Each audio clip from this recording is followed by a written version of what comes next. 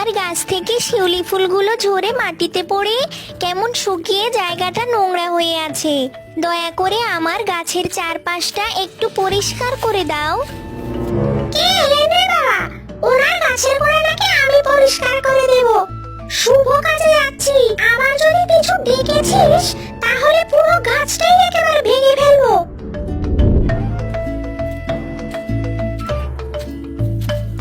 বাঁচাও, কেউ আছো? শুনছো? ও মেয়ে, দয়া করে আমায় একটু ওই ডোবার জলে ছেড়ে দাও।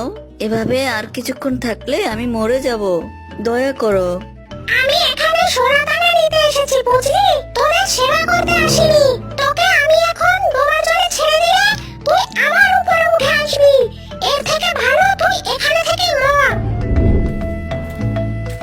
কি যে করি আর কত দূর যে এগোতে হবে কে জানে।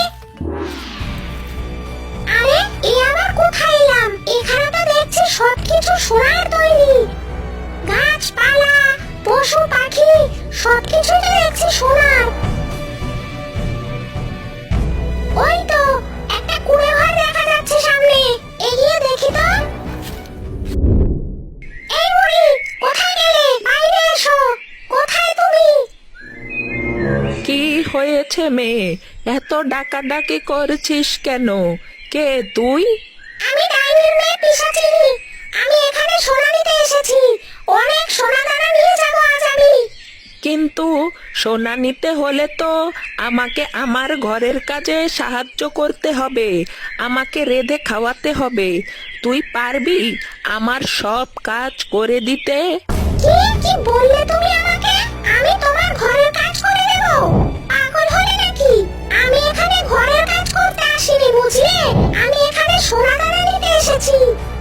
ঠিক আছে, তাহলে চল আমার সঙ্গে।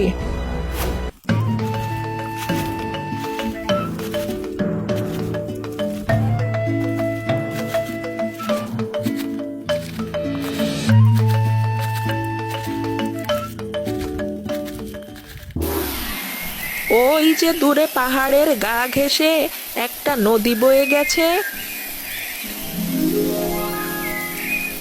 এই ঘটিটা নিয়ে ওই নদী থেকে এক ঘটি জল তুলে নিয়ে আয়।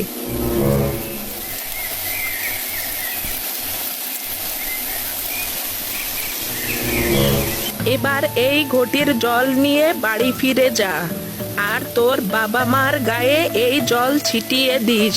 তাহলেই দেখবি গা ভর্তি সোনা দানা, হিরে মণি মুক্তা, যা চাস তাই পাবি। এবার ফিরে যা।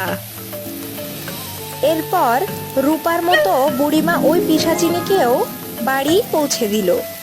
আর পিশাচিনী বাড়ি গিয়ে তার মাকে ওই জলের কথা বলল। তাহলে আর দেরি করছিস কেন? ওই ঘটির জলটা আমাদের গায়ে ছিটিয়ে দে। হ্যাঁ হ্যাঁ, দিচ্ছি দিচ্ছি। এই এই নাও, ছিটিয়ে দিলাম। ও বাবা গো, জলে গেলাম গো। এটা কি ছেটালি হতচ্ছাড়ি? আমার গা জ্বলে পুড়ে যাচ্ছে। বাঁচাও, মরে গেলাম গো, বাঁচাও। এ কি মা? ওই বুড়ি তো বলল এই ঘটির জল ছেটালে নাকি সোনা দানা মণি মুক্তায় গা ভরে উঠবে। তাহলে কি ওই বুড়ি মিথ্যে বলল?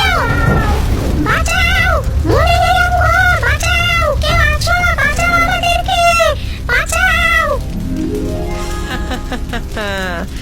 লোভের শাস্তি এমনই হয়। এখন জ্বলে পুড়ে মর।